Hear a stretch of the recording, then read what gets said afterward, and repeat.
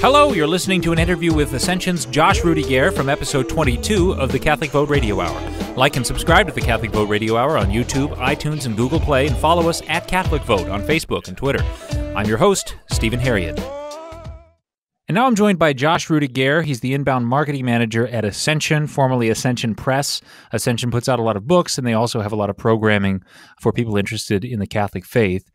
First of all, thank you very much for joining us, Josh. Absolutely. Great to be here. And the reason I have you on is because Amazon is not very happy with one of your recent books and is not letting you market it or give ads for it on Amazon in the way that you would normally do. Isn't that right? That's right. Yeah, we got an email from Amazon a couple days ago giving us notice that one of our advertising campaigns for a book that we just released called Fulfilled was rejected. And I was really surprised because Fulfilled is a book basically helping Catholics explain their faith and understand the connection of the Old and New Testament. So I thought, what possible reason could there be? Right. And I read further on, and the email said that to help provide a welcoming experience for customers of all faiths and beliefs, ads for NonFiction religious-specific books are limited, and they go on to detail how limited they are. Mm-hmm. There are some specific kinds of ads that we can run, but product display ads, this specific kind, are not allowed. So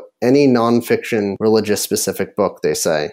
It's interesting that fiction religious-specific books are allowed, but nonfiction Right. are I would not. think, though, as atheistic as Amazon is, that they would just allow you to talk about the Bible because they would think of it as a piece of fiction.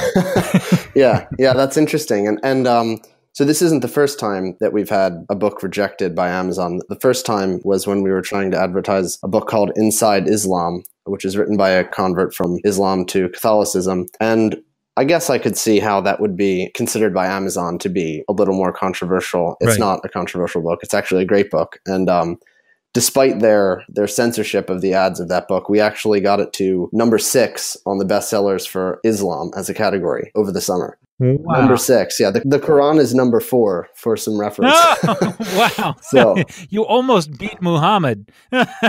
so close. Yeah, that's amazing, though. Okay, there's been a lot of talk recently about Amazon. Really, Amazon, Google, Apple is another. These massive, massive companies that are, not only are they monopolies in their own fields, they're also ideologically uniform. Yeah. And that's what gets scary. And I'm interested that this happened to you at Ascension because unlike Catholic Vote, Ascension's about the faith, right? You don't even enter into ideological direct combat Absolutely. in the way that I might. Absolutely. So it's pretty scary thinking because I've just started this podcast. Catholic Vote Radio Hour is on YouTube now.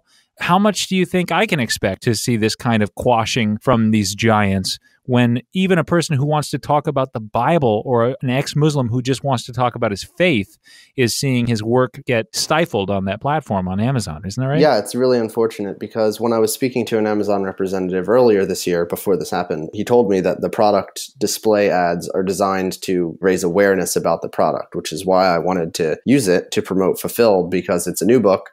And I want to make sure everybody hears about it. But unfortunately, this ad designed to raise awareness about this book was denied for us. And we're allowed to use other different kinds of ads. But the product display ad, the big awareness ad, that's banned for nonfiction religious books about any specific religion. Right. So I guess it's not welcoming to other faiths to discuss how Jesus is the fulfillment of the Old Testament.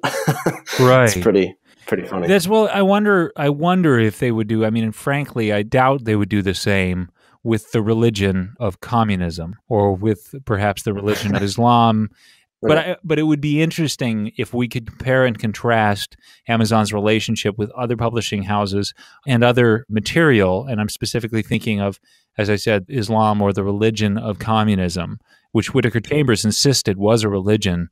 I just really doubt that Amazon would be as careful with those because, frankly, they are not as offensive to the powerful in the world today as Catholicism might be. That's right. And it's interesting that I've seen product display ads for skeptic books or atheist books, and that's no problem. But a nonfiction book about a specific religion, again, is something that Amazon doesn't deem welcoming. I really don't understand how a book just about helping Catholics explain their faith, understand it better, and to like I said, Inside Islam, it's a little bit more, it's about a different religion. And even though it is by a Muslim convert, but Fulfilled, I really don't understand why that would be not allowed. Right, it's so innocuous. And it's frustrating because Amazon, as you noted, Amazon is a large marketplace and there's a lot of books on there and we sell a good amount of books on there. As a matter of fact, Fulfilled has, since I sent an email out alerting people to this, Fulfilled did pretty well. But despite Amazon censorship, just like Inside Islam, once people were aware of this book, they bought it. So it's interesting to me that it's not that there aren't a lot of people on Amazon that want this stuff. It's that Amazon itself doesn't want it advertised. That's right. Now, we've had actually several authors on this show, Rob Cruzy, Nick Cole, John De La Rose. They make a lot of money. They're bigly successful authors of sci-fi, and they make their money on Amazon in much the same way as formerly non-mainstream media figures have made their money on YouTube. These guys have told me, oh my goodness, I make bank on Amazon. Their whole attitude is I'm scrappy and independent. I don't need the big publishing houses like HarperCollins. Like Nick Cole was actually fired from HarperCollins, essentially. He lost a contract when they found out how pro-life he was. Wow. But he says, I don't need them. I'm on Amazon. But now we're seeing this encroachment on that platform where the independent guys are making their living, and it just makes me awfully nervous. All right. Well, thank you very much, Josh, for coming on the show and talking about this. We'll say a prayer for you, and please say a prayer for the common good in general as it's infringed upon by these media giants and these power brokers like Amazon. We've been talking, of course, about the book Fulfilled, Uncovering the Biblical Foundations of Catholicism. Is this a book you recommend by chance, Josh? Absolutely. It's a fantastic book. And there's a study that goes along with it, actually, 7 parts that you can actually experience a much deeper immersion in the world of understanding the fulfillment of the Old Testament and the New. But the book itself is also available on Amazon.